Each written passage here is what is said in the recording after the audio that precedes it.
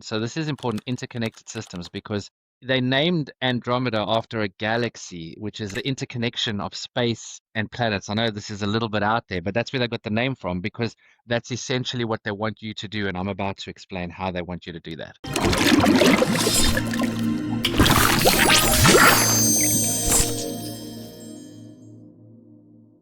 Awesome. We're back. This is episode 21. Awesome. Today we are going to dive into something that I'm not going to lie, it's not my expertise, but I do have Ryan as a guest. Thank you for coming. And his expertise is Meta. So we're going to dive into mastering Andromeda. Did I pronounce that correctly? Correct. Wonderful. That's a good start. So I'm 1 for 1. Well, there we go. My expertise is TikTok and Amazon, but it is the same space. It does have the same stuff, but we're fortunate to have Ryan on. He is an expert in Meta, and we're going to go through this presentation, and we're going to go ahead and go over mastering Andromeda strategies for Meta ads. Anything you would like to add to that, Ryan? Hello, everyone. Yeah, let's do it. I know that there's a lot of people that gave up on Meta this year because it's just been like a total roller coaster ride. Zuckerberg thinks that he's going to control everything. He's trying to follow TikTok, and just he wants you to put in how much you want to spend, your expected result, and hit go. And he actually ideally doesn't even want you to give any creatives. He wants everything to be AI created. So yeah, this is his first step towards that goal. It's killed a lot of accounts. I know it hurt us for about 3 months until we started figuring out what we should be doing. To be honest, this is probably the most stable we've been the last 2 to 3 months after we figured out what to do. It's the most stable we've been result-wise for a very long time. So I'm excited to talk to everybody about what they should be doing. That's interesting. That's interesting. So so Zuckerberg essentially, he's basically going deep into AI. He wants everything to be AI agents, AI creation, automations, and he is putting everything into that. He's putting everything into it. I would not recommend turning all of his AI suggestions on, because you're going to get some horrific results right now.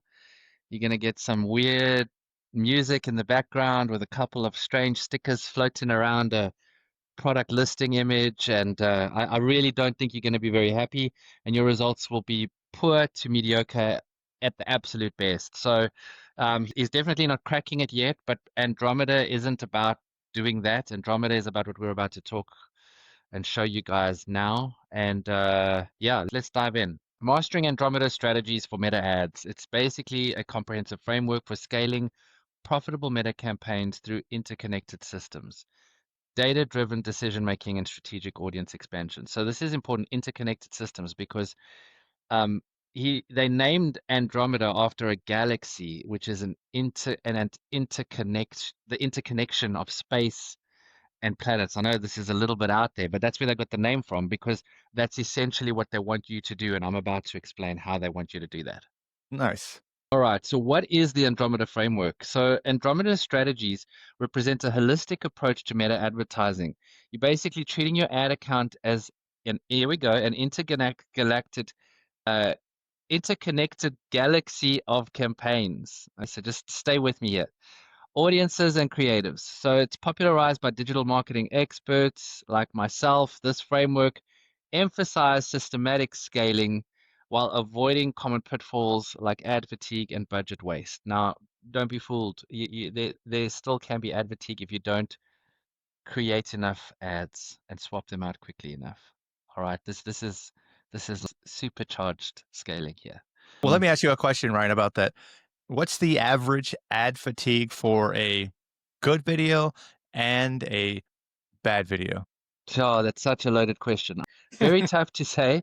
If it's really good, you could run with it. You could actually run with it for 6 to 8 weeks if it's really that good. Okay, and providing you have your audience very broad. All right. The minute you have a very narrow audience, and narrow these days means lookalike. A lookalike is narrow. Believe it or not, a lookalike is narrow, and it'll tell you like millions of people it's narrow. It's too narrow. Broad is broad. Broad is everybody living in America, male, female, all age groups. That's broad. All right. When I talk about broad, that is the audience that you should be using. So yeah, if you've got a good video on a broad audience, it could be good for a while. If you've got a bad video, it's not even going to last a few hours. We're about to get into some details here, but you need to have a creative team producing creatives, utilizing AI to help you produce creatives for the quantity. Because with 3 people, you wouldn't be able to manage more than 5 accounts if you're not doing that. It would be impossible. How many creatives do you recommend to start a decent meta campaign at scale? I'm not gonna lie to you. I just did that, and I have 100 creatives. I'm not putting all 100 live right now. I'm staging them in, getting rid of the bad, keeping the good, and as I'm getting rid of the bad, I'm adding more creatives in from my pot. But that's the level. That's where we're at right now. It's very much, and Eric, you'll agree, it's very much following a TikTok framework here. Absolutely. Well, I think it has a lot to do with our culture and how we're kind of evolving and how we're digesting content. If you think about it, to today's age, I think that the attention span is about 8 seconds, and people are fed content all day. So they're like, "That's great, that's fantastic. Next, that's great, that's fantastic. Next." And so when you say it's 100 today, you fast forward a year, that's probably 1,000. Yeah.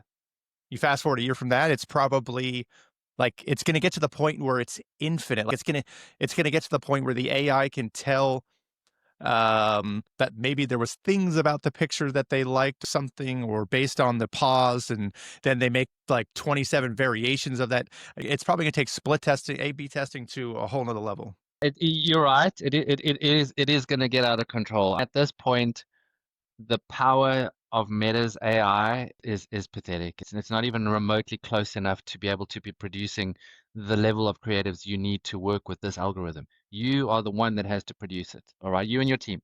So, and you and your team are not going to be able to produce the quantity needed without utilizing AI to help you produce it, right? So yes, maybe Meta's AI is not amazing at this point. Your ability to use AI in your favor is make or break at this point. You cannot enter this industry. You cannot be a player in this game if you're not using AI every single day to help you to create what you need to create as far as designs go for your ads. Um, I think that's the same in all marketplaces. Just to give you an idea, I know that just to give you an analogy based on volume, I was looking at some of the big brands on TikTok and the amount of content that they are doing per month is absolutely insane.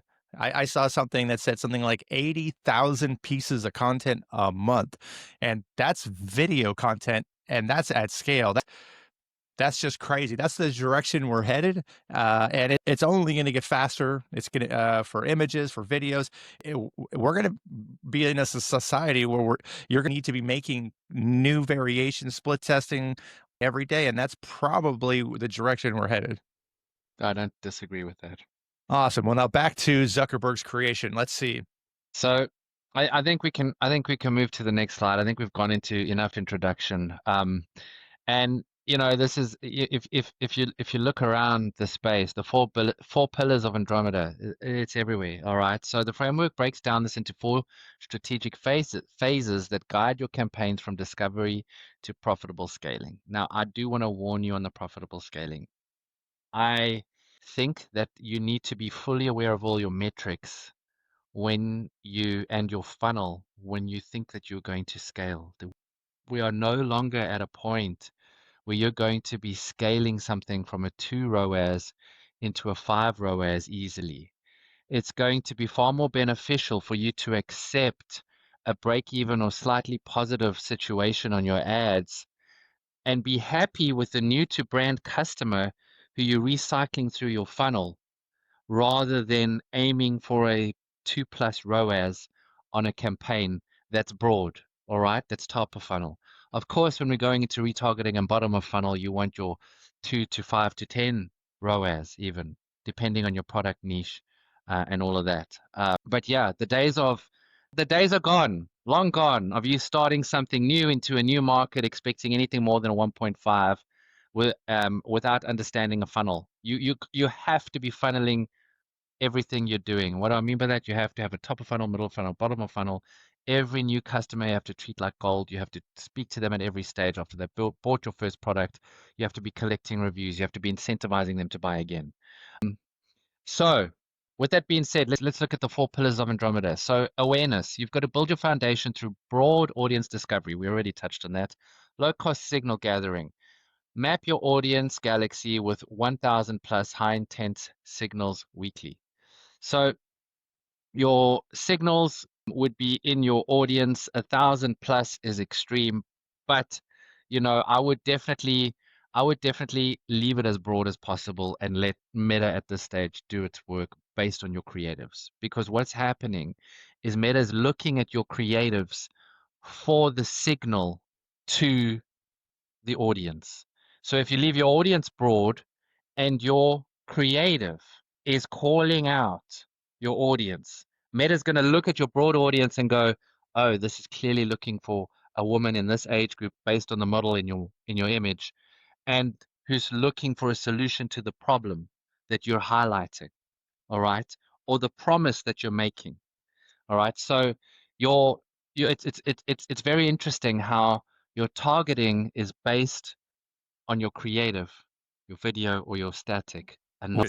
Well, let me ask you a Yes, question. So I'm learning right now because this is definitely not my expertise. Are you telling me that Facebook's AI looks at your graphic and picks your audience based upon your image? 100%. This Wow. is literally where we're. When I said use a broad audience, everybody in the USA, I'm not using that as a silly example. I'm telling you to use a broad audience, everybody in the USA, because Meta is going to study your video or your static image and is going to tell by what you're saying on that piece of artwork who in that audience you've defined, which should be very broad, should be seeing your ad. Wow. And as soon as then we start to get data in, and when we do get the data in, does it show you the audience that it's selected based upon no? No. Wow. It shows you by your purchases. It shows you by your website visits. This is why your retargeting is so important. Wow. That's kind of flying blind in a sense. In the sense of in some aspects because I remember older versions of Meta and you could really dial in or define your audience, and what you're talking about is very different. It's very different. You know why? Because Meta has realized that people are responding to a message in front of them. All right.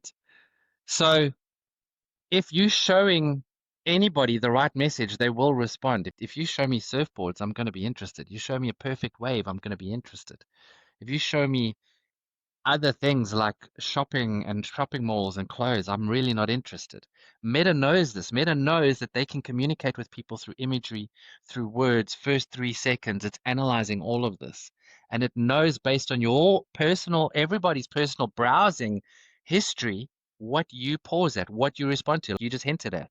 So it knows this image is going to be interesting to these people. And if that image or video is interesting to these people, they are the right audience for whatever it is that you're selling. So essentially, Facebook is saying, we know how to do it better and we're going to do it for you. And this is going to potentially get you better results, but more importantly, get us more spend. You're right about all of that. The only thing that it's saying that I know it can't do right now is produce a better creative. You still have a lot of power right there. So your creative brief, your creative creation, your first 3 seconds of your video, whatever it is that's on that asset is the most important part of your marketing on Meta, and that's not going to change. Okay, so let's go through this. So you've made 100 creatives. You're A/B testing these like crazy, and so then the next step is retargeting based upon people who engaged or clicked on or did something with your ad, and then you're retargeting through your next sequence, which you have other creatives that you are now retargeting them with maybe an offer of some sort. 100%. So you're retargeting, and now we can get into lots of different types of strategy. Who do you retarget? Why do you retarget them? What do you tell them? All right. Don't forget, you're still dealing with Andromeda when you're retargeting too. So you still have to have the same rules in place. Andromeda doesn't drop off after you've passed your top of funnel. It's still there. You still have to work with the same rules. So Now you've suddenly got a more defined audience, but you still have to play by the same rules. Now you're retargeting, now you're getting purchases. All right, fine. So somebody's purchased your product for the first time. Why should they buy from you again? That's the most important question that any brand owner right now who's doing any paid marketing needs to answer, because that is the ticket to your profitability. If you don't know why anybody should buy from you again, you're dead, because this is very expensive. And if you can't give them a reason to buy from you again, you are going to be throwing money out the door all day long. Wow. So you're still, it's almost like an auto campaign. It's almost like Uh, essentially they kind of. want, they're heading that way, but they're not there yet. They're not there yet. You are still the composer of this orchestra, and it takes a lot of thought and strategy, because every brand is different, every category is different. So I can't say, guys, do this, because I don't know what you're selling. So it takes a strategist to work out what the overall plan is within this framework and implement it. And it might not work the first time. In fact, it's likely not to work the first time, but there's parts of the funnel that will work. So you've got to fix the broken parts until you have a flow. When you have a flow, your analysis is going to be new to brand, lifetime value, and why they should be buying more. When you got that nailed, you're going to be successful. Okay, well, let's talk about that. So, give me an example of why somebody should buy from a brand. What is something that you dig into strategically on that point? All right, so let's look at, I'll choose two separate niches, okay? So one niche I'll use is an electrolyte. So what gives your electrolyte an edge? All right, you don't use sugar-free. All right, that's partly an edge. Um, you use your kosher, that's partly an edge. All right, you've got a bigger package so that you've got more in your container than your competitors. All right, that's a pretty big edge. I'd say that's a value edge, pretty big. So you would need to drive home all of these reasons why somebody should be purchasing your product again and in bulk. Now, if you're talking to somebody who's purchased one unit to try, and they like they take it, they buy it, it arrives, the flavor's great, they think this is amazing. Why should they buy another one from you now? Well, you're going to have to give them a deal. That's a good reason to buy from you again right now. Give them a deal. And maybe they know people in the industry, and it's their birthdays or it's something going on, and they are runners, and their friends are runners. So, hey, buy one for you, buy one for your friend, give them a gift. All right, their birthday's coming up. So you've got to tell your audience why they need to be buying more from you. You need to be giving them these ideas. So, that's one. Let's talk about.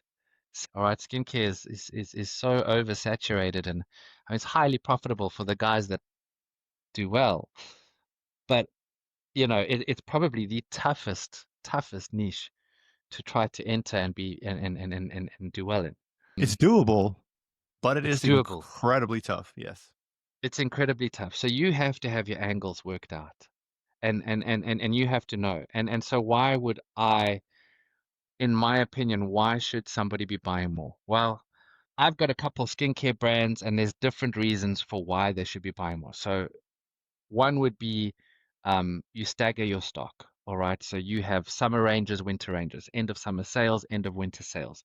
So there's reasons for people to stock up more, because they're not going to get any more until next summer. They really love these products.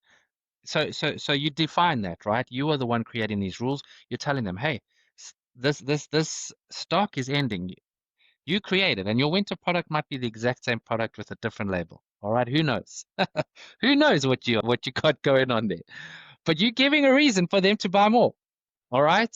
So it takes thought, it takes strategy, and pricing is definitely a part of it too. So you have to have worked out that your margins can sustain discounting. If you can't sustain discounting, if you're sitting at, I worked with a brand once that had a 6% margin, 6%, 6%. 6% before advertising. Wow. You're not going to make it, man. But look, hey, look, they were doing 800,000 a month. They were top 2 in their category on Amazon at 6% margin. They're stuck. Don't ever get yourself in that position. I would rather be 100th in my category with enough margin to sustain myself through discounting and seasons and stock clearances than be the person sitting at number 1 with a 6% margin that I'm at a one-way race to the bottom on price. It's a bad place to be. Yeah. I mean, it's good and bad. But yeah, but you have no moves, no plays. You can't test anything because Nothing. everything makes you negative. So yeah, I definitely see the negative aspect of that. And they've probably been at that price point for so long, and competitors have come and they're trying to keep their price low, and every year their margin gets thinner and thinner, and they probably don't know what to do. And that's probably how the call came about. It's exactly what happened. Yeah. Okay, so now we're retargeting, and we're starting to get some results with a good offer, and so here it says dominate. It says we should expand to $10,000 plus daily spend while maintaining quality scores. What do you think about that? That seems like It's some serious scaling. It is what Andromeda wants you to do. I have found every single time that I've tried to scale aggressively, I get a crash in results every single time. So what I do is I increase by 10% every 3 to 4 days. interesting. So I think that was a gem. If people listening, because 10% a day, you still maintain results. If you increase it heavily, very quickly, your results drop. It's possible that the AI might kind of break a little bit when it's trying to expand or scale you faster. That it doesn't actually, the audience isn't as dialed in as it does it when you use small incremental changes. Small incremental changes, and the trick is 3 to 4 days, 10%, 3 to 4 days, 10%, 3 to 4 days. So now we're at 10,000 a day. We're doing 10, we're increasing it by 10%. So how's our system look? If you bring together the four pillars, how would you explain that? So you've basically created a funnel within Meta when you use the 4 pillars. And you've done it by creating these pillars in strategy, i.e., how you're retargeting in your offers, and everything is reflected inside of your assets. So in your videos, in your stills, in what you're using, they are all piecing this thing together very strategically so that people are being touched, notified at every point by the algorithm. That's amazing. And if you don't think that Facebook knows you, you are sadly mistaken. These tracking pixels and different things that they have, Google, Meta, TikTok. I mean, they're tracking and invading your privacy in ways that you probably would be insulted if you knew. They know So, everything about you. yep. And so it's possible you fast forward a year from now that could it could work. It could potentially could dialed into a point where it does add value. Do you think that we're going to go through that direction, or do you think that this is going to be something that doesn't make it? It depends on how fast AI scales. It depends on how fast we get to an AGI AI. Right now, AI still makes a lot of mistakes. You know, if you run your life without checking your AI output, you're gonna have horrific results. So yeah, it depends on where we're at with that technology. For now, for now. But what happens when they figure out that they can get the AI to check the AI, or like I mean, I don't think it's going to take that much to close the loop. I don't know. I still see massive mistakes, and we work in our agency with AI heavily on multiple things for multiple outcomes. And we use results upon results and feed into prompt. And it gets pretty complex. And you have to check every single stage because one little mistake in a computation of a prompting sequence gives you a totally altered result. And it just follows what it's told. And I think we're a ways away. I know that there's a rhetoric about AI controlling and taking people's jobs, and I know it's not just a rhetoric. I know in the US it's been pretty brutal. It's been pretty brutal this year. There have been job losses at certain levels in major companies because of AI and automation. I just don't believe that at a level of marketing and sales, which is basically what's running economies, that humans are going to be replaced with the current level of AI. I don't know how long that's going to take. Surprise me, Elon. But at the current level of AI, I couldn't tell you that I see a future with this kind of thing being replaced with the amount of errors that come out of any platform. I agree. I use AI all the time, and there still requires layers of accountability, human interaction at many touch points. And I think that being lazy with your accountability, I think leads to lazy and bad results. And I think that that may change in the future. But for right now, I check everything. I check all the output, but the stable datum that I will say when it comes to AI is good data in, good data out. And I do think that we'll reach a point where thing will get so sophisticated, but I do think that all that will mean is that the strategy will just get more sophisticated. I don't think that it will remove the human element. I just think that what we'll have to do, instead of 100 pieces of content, it could be 1,000 pieces of content. It could be something. I just think that just everything will be at a higher scale. It will be 100%, and I'm excited for where we're at. I'm excited and scared. But back to Meta. Let's bring this home with the 1-2 phase of building awareness and nurturing signals. So, all right, we've got start with broad, low-cost discovery to map your audience landscape effectively. Use Meta's Advantage Plus audiences combined with custom lookalikes from pixel data, past purchases, and website visitors. This is all gold. So, launch 5 to 10 ad variations with compelling hooks in the first 3 seconds, typically UGC videos showing real results. Look, that's ideal. Don't be scared to use stills to get 5 to 10 add variations, compelling hooks in the first 3 seconds, UGC. That takes time. You're talking weeks. You got to get them your product.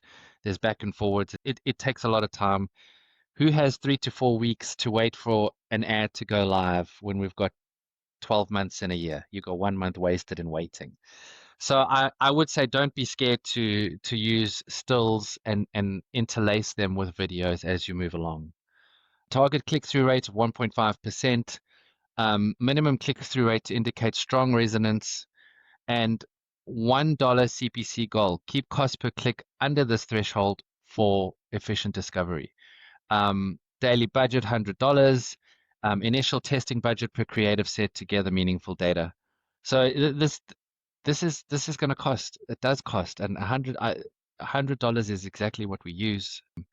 CPC goal of $1. That's a good goal to have. It's not realistic in most cases. But It's yeah, good. all right. So now we've phase 1 and 2 done, build awareness, and we go into our nurture phase, convert cold to warm. So create 3 to 5 retargeting buckets, view content visitors. So this is an example of what you could do. It really depends on your niche, your product. All right. 7-day window, view content visitors. Get discount offers, add to cart abandoners, urgency timers, 24-hour flash sale, these are all reasons to buy. And past purchases receiving upsell carousels. Pair with email SMS integration via Klaviyo. Of course, we're off of Meta at this point because we're into our funnel. And target ROAS above 2x on retargeting sets while monitoring frequency to stay below 3 and avoid ad fatigue. So all of this is very important. And I think that, a goal of 2x is a good goal to have. I think your reality is going to be in the beginning slightly lower, and when you've got things dialed in, you may have some of those buckets reaching probably 5 ROAS. Not at scale, but yeah, it's possible. Just to back up just a little bit, click-through rate. So CTR. If your click-through rate is non-existent or very low, it means people aren't clicking on your ad, which is an indicator of a badly performing graphic or creative. Okay. What and I imagine how many would you say how many creatives do you go through before you start to get results. So we're starting. We've got a new product. You got 100 in the chamber.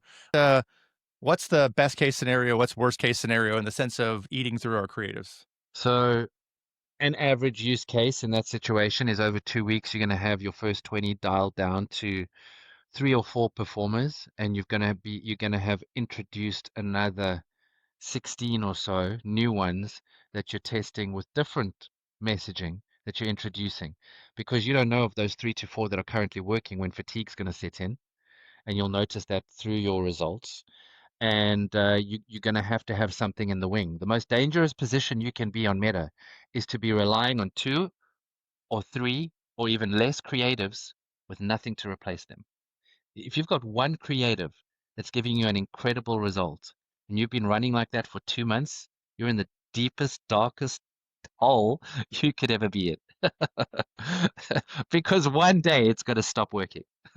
So, so you see, your content and your creatives is something that you're constantly producing. Now, just to back up to something that you said earlier about the Andromeda or Zuckerberg auto campaign, however you want to refer to it. So your creatives, the only way to do different audiences or different messaging is through the way that you design and make your creatives. If you run it at a broad audience, which is what Andromeda wants, you still have the power to define your audience on an audience level, and you should be defining it depending on where you're at. But when you're at a top of funnel phase, which is what Meta wants you to have in every single account, you are going to be defining it like that. As you move into your middle of funnel retargeting, you've obviously defined a retargeting bucket based on, like we said here, a 7-day view content window, add to cart abandoners. So you would still be using that and you would be creating that as part of your funnel at that stage. But 100%, again, like I stated before, you're new to brand, your lifetime value at this point in the marketing game is everything. So just to kind of push that point home, I would imagine in the beginning you're trying to establish what is the button or the unique value proposition or what is that message that that gets the correct response and gets the correct audience. And so you probably go through a bit of that in the beginning. Absolutely. And you keep playing with it. It doesn't stop. You keep working it. Your your brand has to have that defined because AI is not going to figure that out. You have to have that defined. You have to be promoting that on your website, on your listings. If your listings don't have that, they're not going to be performing. So if you have a brand that you've just started that's not working, already, I can tell you right now, it's because you haven't defined your USPs. That's step number one. The minute you define your USPs, you know why people should buy your product. They will know why to buy your product. And when they know why to buy your product, AI will be able to latch onto that and give them different reasons based on that why they should be buying your product. But if you haven't got that defined in the first place, you're not selling anything. I don't care who you are. I don't care what your product is. And the reason I keep going back to this point, because it's impossible, or not necessarily impossible, but the results would be pretty bad in the sense of retargeting. Don't get anything from the top of funnel. If you don't get any engagement, if you don't get anything and it's just crickets when you advertise and you're going through buttons, you're going through like that, to me, that part right there, getting a little bit of something to tick or go, I feel like is probably the part that people struggle the most. Eric, you've just defined the difference between a brand that's successful and it's 8 or 10 years in, and a brand that's just started and is 6 months in. The difference is the amount of traffic going to the site that the brand can afford to send that's qualified and wanting to see their product.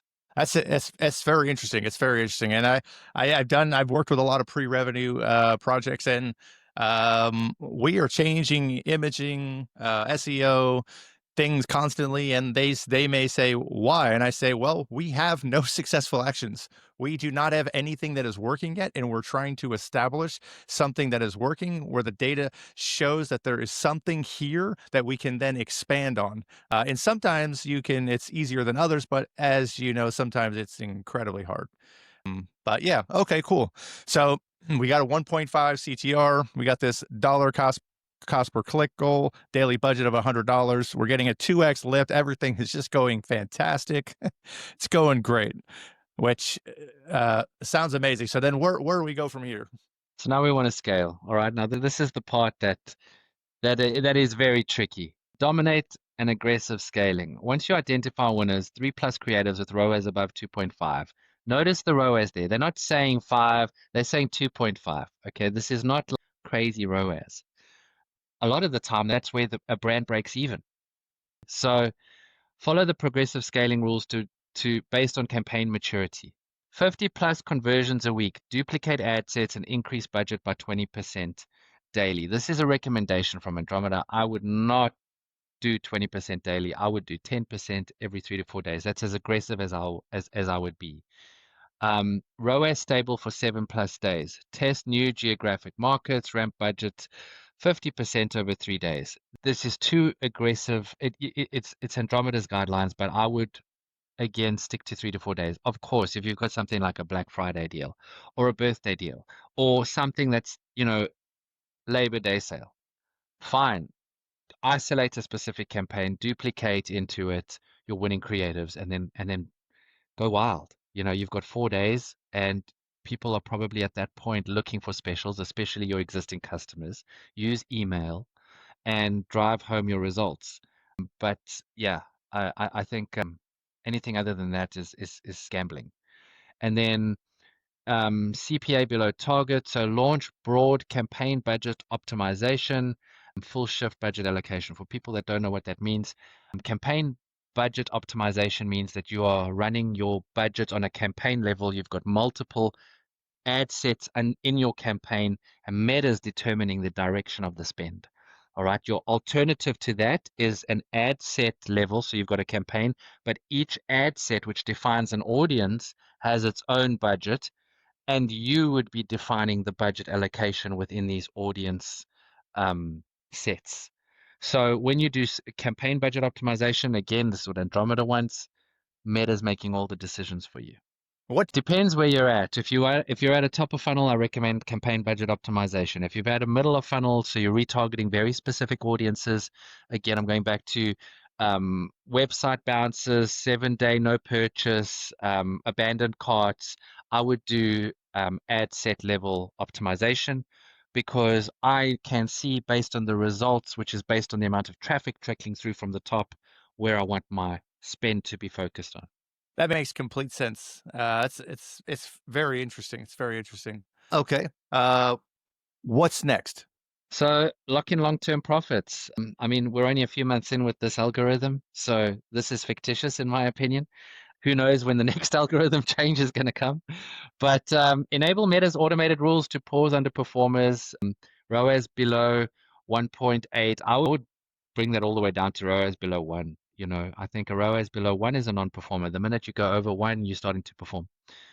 And integrate Google Analytics for cross-platform attribution. You're going to focus on lifetime value, again, by bundling products to increase your average order value by 15 to 25%. So we get into subscription models, and we're nurturing our buyers at this point. We trying to get them to subscribe. We're communicating via email, and we're making sure we understand what the lifetime values are, so we know how much money we can be spending profitably. The minute you're at a position where you know what your lifetime value is and how much you can be spending to acquire a new customer, all of this makes sense because you can play with numbers, and it's not a game of spending money on Monday to eat on Friday.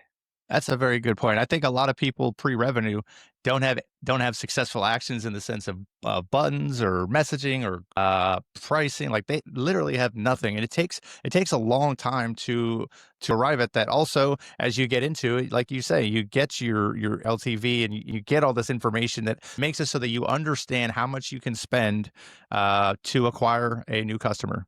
You have to know this. And just for everybody watching, I'm going to plug a software. I get nothing back for it, but Wicked Reports is a software tool that I use. I know there's all kinds of softwares out there. Triple Whale is one of the biggest ones. I honestly love Wicked Reports. It's far more detailed. It's very raw. If you don't like diving into data and raw layouts, then this is not going to appeal to you. Stick to Triple Whale. It's very fluffy and airy. It does a similar job. I've got nothing against Triple Whale. Don't hate me. I think you're okay. I just like Wicked Reports, and that'll help you get this information and make these decisions. So, what are the main pitfalls that you would say that you would run into? Okay, so over-reliance on a single audience, diversify to 3 to 5 audiences per campaign to reduce risk and discover new opportunities for growth. Another way to go about this is, again, super broad. Ignoring ad fatigue. You can't ignore ad fatigue. The minute you're showing, you're showing that ad to the same person more than 5 times, it's a total waste of money. Um, Refresh creative assets every 14 days. I would say if you have enough assets to start with, you're going to refresh when you hit about 5 assets left that are performing. And then attribution blind spots. Track cross-platform with Google Analytics and account for privacy changes in your reporting. Guys, a common mistake people make is that they're just reliant on platform reporting for every platform. You add up your meta attribution results or attributed results and your Google attributed results, and you cross-reference that to Shopify, providing you've got no other paid traffic. Your platforms will be showing a higher revenue than Shopify. Does this mean that something is wrong? No. How does this occur? Well, it's very simple. Meta relies on a view-through conversion. If somebody viewed that ad and then went on Google and searched it, they didn't click on the ad. Meta will give you a result because Meta's Pixel has picked them up on the platform. Meta's Pixel will pick them up even though if they went to Google, they searched the brand, they saw a branded search ad, they clicked on that, and then they purchased. Google's going to say, hey, this was because of us. We made this happen. Meta's saying, no, no, no. And quite rightly so. No, no, no. First, they found out about you from us. And then they searched and clicked on that ad and then purchased.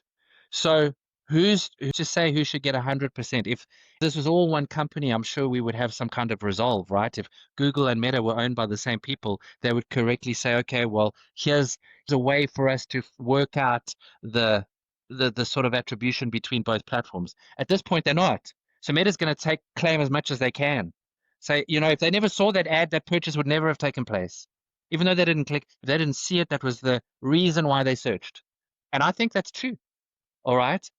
And Google's saying, well, if we weren't here to give them the following ad, they would never have landed on the web page and they would never have purchased. And I think that's true too.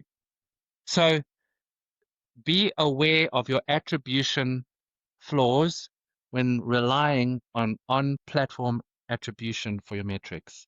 You always use a third-party tool. This is a very deep rabbit hole to go into. Use a very good third-party tool that breaks this down for you, that gives you insights that are actionable, that you can understand your funnel, you can understand your client movement, and you can be in control and make money. That's pretty interesting. And you would recommend Wicked as your attribution reporting software? Absolutely. If you guys come through us, myself and Eric, and we help you set all this up and we run this for you. We can maybe get you a deal. If you guys want to go dive down the rabbit hole on your own, best of luck. Contact Wicked. They are, in my opinion, the best in the industry, and set it all up and go. That is interesting. I think that there was definitely some gems to be taken from that. I definitely know that this game has become, it's not about doing one thing, it's about like you need to have your bottom of funnel dialed in with your Shopify and your Amazon, and you need to be hitting top of funnel with your TikTok, and then you also need to be on Google, getting them when they're in the middle somewhere, looking for information, doing some research, they're interested, something to that effect. Typically, top of funnel is Meta and TikTok. I would say Google is more middle of funnel, specifically for products, but maybe not for services. But you need to be everywhere. And just to illustrate that point, there was a webinar we did not too long ago with Mary Ruth, and they said, "What is your strategy?" And they said, "We like to be everywhere." And so I was in Vegas, and I look up at a Walgreens, and I saw a Mary Ruth ad at a random street corner in Vegas. So, like, literally being everywhere. And I think that only going to get more sophisticated and more complex. And I think that actually the game's probably going to get harder constantly. Look, it is. You got to be on top of it. I wouldn't suggest anybody who wants to stay sane to dive into this right now if you don't know anything about it. Just pay somebody who knows what's going on to do it. Because brutal. It's brutal. And it changes. There's no rollout like, hey guys, this changed. hey guys, this changed. It's changing so quickly. You figure it out based on the results you're getting. So, it's not a horrific pitch for you to use our services. It's an honest truth. Unless you're immersing yourself in this and breathing it all day, every day, I don't know how you're going to be successful. Well, you heard it here first. So if you need help, there'll be a link in the description. But if you want to get into the weeds and then call us after, we're happy with that too. Even better. Well, thank you very much for taking the time, Ryan, and I really appreciate you laying all these gems out and breaking this down. And I look forward to meeting with you guys soon. Awesome. Thank you, guys. Thank you for watching. I am a team lead at Bullseye Sellers. I've been in the Amazon and TikTok space for over 10 years, and I've worked with over 100 brands, helping them generate over 100 million in sales. On this channel, I'm going to share real strategies and growth hacks to help you scale your Amazon brand and TikTok shop. If you would like help, please book a free strategy call with our team. A calendar link will be in the description. As well as, please don't forget to like and subscribe. Thank you for watching.